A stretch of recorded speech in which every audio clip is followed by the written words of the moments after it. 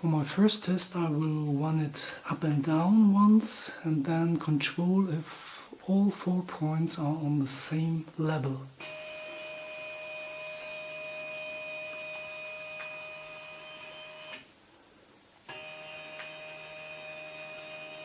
It's so loud because I changed the stepper driver module to get it running more faster.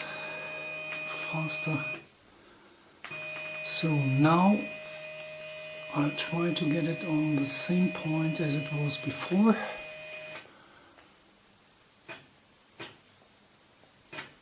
Oops. Yeah.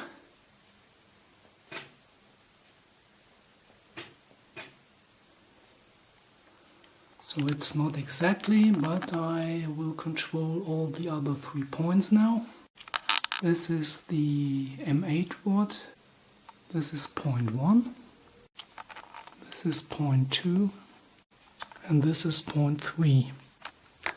This astonishes me myself because these axes are only assembled with some tape on both sides to keep them in place, and so there is the chance to get this running.